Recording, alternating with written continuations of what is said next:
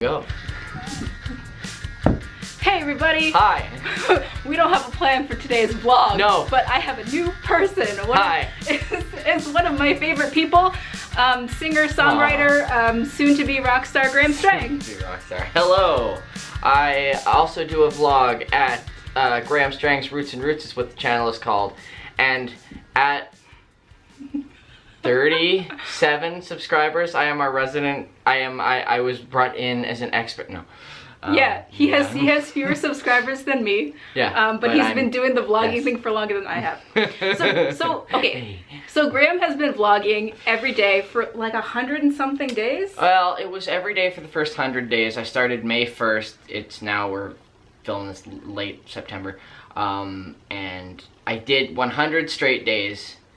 I know you said you had a day or two like this. There were days when it didn't go up on the day, but I never missed a day for 100 days, and now I've reverted to sort of a 4 or 5 days a week sort of thing, because there's just days where you stress out about making an episode, and then you're just gonna make one that's dumb, because if you're just trying to come up with a topic super quickly on the fly, it's when you don't have anything to talk about, it just doesn't turn out all that great. So 4 or 5 days a week has been great for me going forward. It was a fun experiment to do 100 days, and you're part of this. What's it called again? So it's called VEDS. It's vlog every day in September. Yeah. And I'm doing this because there's a community of people, as you all know, that are getting together to make a video every day and comment on each other's stuff, and it's pretty awesome. Graham quit his job so that he could pursue the music thing full-time, which I think is a totally radical move. Yeah. But you also decided that you're gonna make a vlog every day because you wanted more work for yourself? Like, what's up with that? I don't know if the reason that I'm doing these vlogs is total narcissism, but I just know, dude, I always feel like a total, I don't know, but I think about artists that I like, and I was like, can you imagine if they had, like, filmed a video every day from the day they were like, I'm gonna do this professionally, and then you could watch that. So I'm doing this vlog series for the entertainment of y'all, but also for the extreme off chance that something happens and my career becomes, dare I say, successful. You heard it here first. He's doing it for posterity. Yes. If you guys have ever watched... I think about myself exclusively. If you guys have ever watched Emma Approved, Pemberley Digital's adaptation of Emma, who says that, you know, she's making this video series for the eventual documentary that will be made about her life. Okay, and what exactly is it that we're documenting? My greatness. For what purpose? Future achievements. That's what Graham is doing. Also, I do... It turns into cool content just because I do travel around when I do gigs, so I get to visit a lot of cool cities. But also, when I would go to, like I just did an episode where I went to the PNE, because I was going to the PNE anyway. I'm not gonna lie, I'm even liking the cheesy background music, or I'm liking it now until it gets really old in about 5 minutes. But I'm like walking through buildings, because the PNE has like 4 or 5 different vintage hockey rinks, which only I care about, but I was in, and I'm talking about the history, which I say to myself anyway, and now I actually have an outlet for a lot of pointless things my brain has accumulated over the years. So that's been fun. Do you want to talk about some of the things you talk about? Because you talk about music and songwriting, but you also like to talk about like the history of locations where you are, and stuff that you're seeing in different cities you travel to. Yeah, I've always just been into history. I don't know why, but... I know you have. I remember in high school you were like, I can name all of the US presidents in order. And I'm like, that's useful for us in Canada. Oh yeah, no, I know way more. Like, I can probably name almost all the presidents of the 20th century. Prime ministers don't go back as far for me. Which reminds me that, okay, no, I'll edit it out. I was just gonna say, I guess I have to be thinking about candidates now that it's September, but I don't wanna, we're not gonna do that. We have an election coming up. Yes, we do.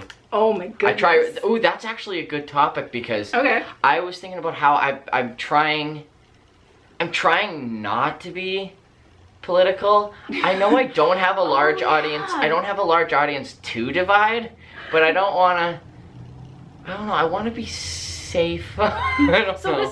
This is something Graham and I talked about a few weeks ago, is the trouble of like being an artist and making content for a platform like YouTube, and what you decide to talk about. Like, for example, politics. Do you want to be a person who takes a really strong political stance, or do you worry about alienating your audience? And how do you make those choices about what you talk about and when you talk about it?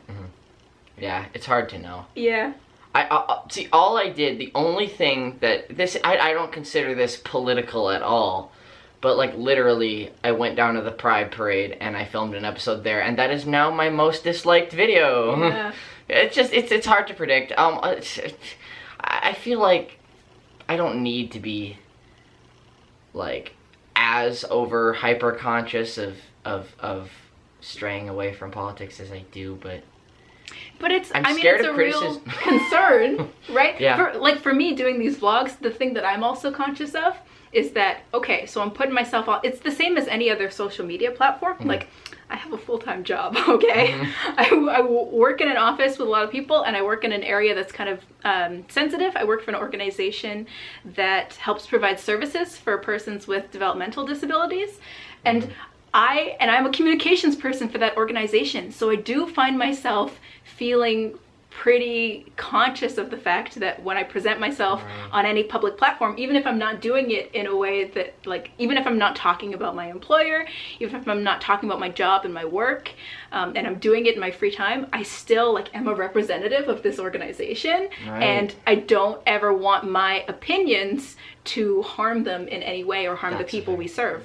Yeah, that's a very good point too. And I just finished going out on tour with a friend of mine, Leanie Bennett, who's awesome, and I forget what it was. Like, maybe I literally just went out and ran a couple of errands in, like, I don't know what it was, but I didn't care about how I presented myself outwardly. Like, I don't know, even my hair was messy or something like that, and she said, by the way, just letting you know, technically you're a public person now. And it's happened twice in the last couple of weeks. I had my first 2 encounters where someone actually recognized me and said, "Oh, hey, I like your music." That's pretty That awesome. was really cool, but that kind of opened my eyes, like, wow, I can't be doing anything stupid. Public figure right here. I know, like, I'm as far to the fringe of that as you can possibly be, but you're right. The other thing I wanted to ask is, so, like, I keep a regular journal, and that's kind of my record for documenting my life. But I was wondering if you, keeping your, like, doing a vlog every day, do you start to see, like, narrative patterns in your life? Like, do you start to organize time periods into, like, stories? Because I find that happens for me when I'm journaling. Yeah, I also, not only did I pretty much zone in on the exact rhythm of my day, like you said, it just, even though I do a lot of interesting things, and I was like, I tour to go city to city, after a while I was like, oh, you gotta work hard to make it not boring. Because the 17th straight gig that you've loaded your car, and you've driven to the place, and you've done this, you start to realize, wow, but it also makes you live your life in more interesting ways, because I'm constantly thinking, how can I do today a little bit differently? So it's not the exact That's exactly the way that I treated my Instagram story when I was posting on my Instagram story every day. Because I literally used to get up and post a picture of, like, my curtains in my room and be like, good morning, babes, and, like, do my whole day in these little, basically, like, 15-second video clips and pictures and stuff. And I did that every day for a long time, like, for months. And you can actually go back through, I've got a whole bunch of highlights pinned to my Instagram. I'm Latin Alice on Instagram. Yes. But I used to think, like, oh gosh, how can I make this interesting for the gram? Right? Like, what can I do to make my getting up and going to school and having a shift at the library interesting to the people, to the, like, whatever 20 people that would actually watch and are probably skipping through my story. I was a major dork. You guys know I made a video that was literally just snippets from my Instagram story of, like, really cozy moments. So you guys all know exactly how dorky my story was. But that's funny about the way that you do start to, like, change your life a little bit when you realize that you have a bit of an audience. But it can be a positive thing. Like, it can lead you to do more interesting stuff. Yeah, to be brutally honest with you, I binge watched a few of my episodes in a row pretty early on, and I was like, wow, I can't watch this. That's not a good sign. because again, didn't realize I was doing this. Just I would start the episode being like, hey, this is me, oh man, hey, I got this gig at this place, and then I'd plug the place, then I'd load my car, then I'd show the finished stage, then I'd show this and show that, and it was kind of cool, but only the venues were changing. Yeah. The videos were the same. Once every couple of weeks, this is who I am, I upload a year-by-year history video for the rock band Kiss.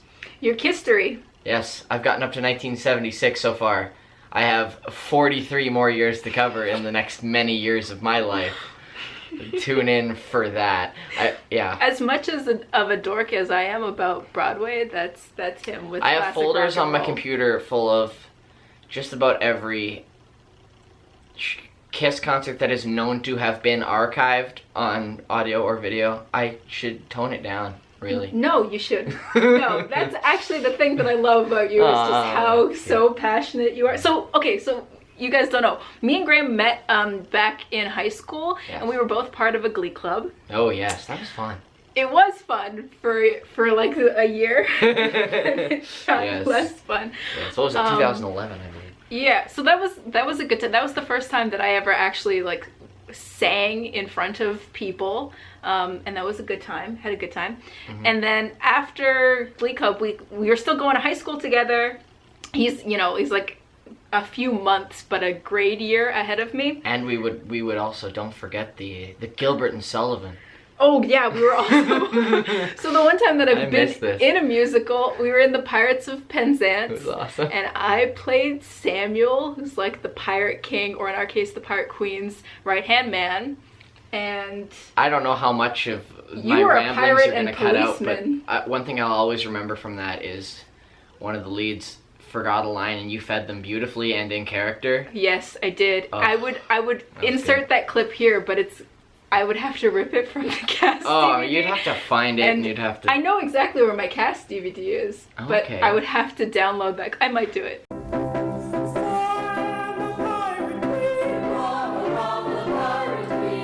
That's completely wrong. Let's do that over.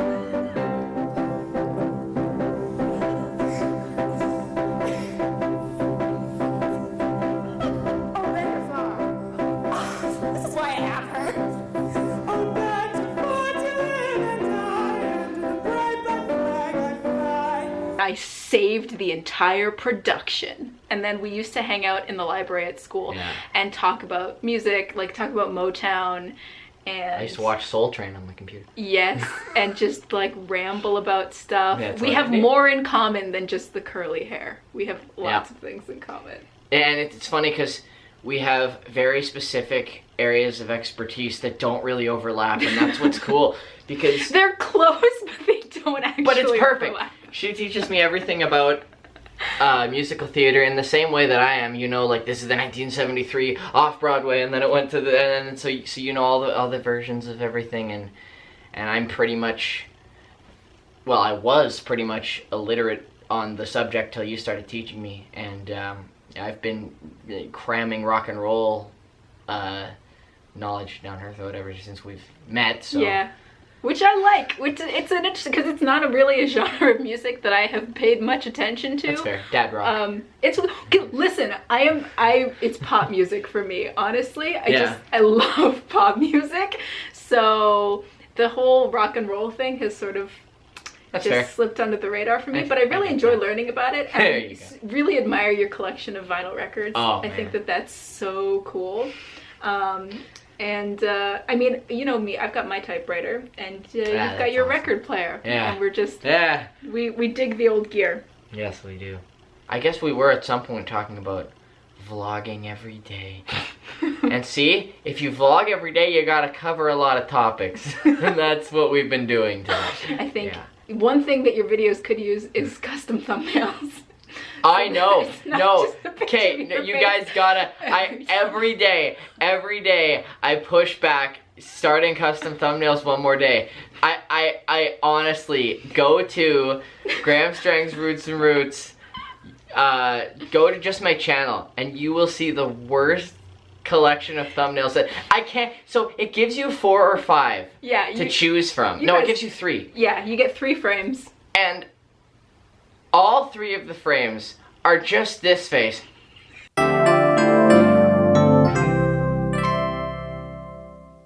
Every time.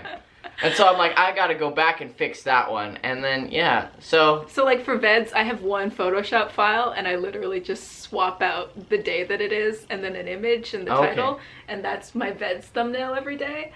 My old ones are gonna stay terrible though. I'm not going through 150 episodes and re-thumbnailing them. Yeah, that would be something you could hire me to do. I would do that. I mean, that would be cool. If you wanted to pay Maybe I'd take that back. professional. For the next few days, for the next little while or whatever, while they stay terrible, you gotta look at them because it's art. Yeah. My thumbnails are art. It's good to, but this is the thing. So like if you have a recurring segment like History, that needs its own thumbnail so that if someone was looking for all of the episodes of History, they should all be in a playlist and they should all have their own History themed thumbnail. Yes. That would be better. That's one thing that would way to use History with a straight face. Oh, in the interest of shameless self-promotion, check out my new video on the history of Billy Joel's early career, just because I spent over an hour editing the first 40 seconds and there was no point to it, but it looks cool. What did you do?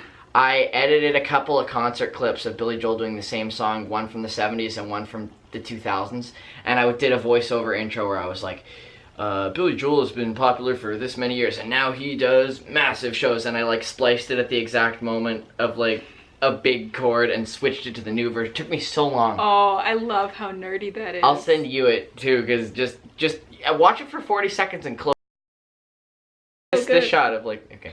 Yeah. What happened was my camera went, "You've been recording for 25 minutes. Stop." Yeah, this is what happens when you invite me. No, well, we get along really well, and we like to talk to each other. So, this was to be expected. Yeah. But it's time now. We gotta to stop. Wrap this all up. It's dark. It is dark. There's no good place in my house to be filming this right now because it's fall. Today's the first day of fall, and it's already dark outside because we live in the frickin' Pacific Northwest. So. Yeah. What can you do? Anyway, thank you, Graham, for being here today. Thank you for having me. Being a nerd with me. I love it. I will obviously link all of his stuff in the doobly-doo website and YouTube channel, etc. You should check out his latest album, Once I Thought. I designed the album art for it, and it's awesome. Well, thank you so much for watching, babes, and I will see all of you tomorrow. Tell me what is this I see? Have a travel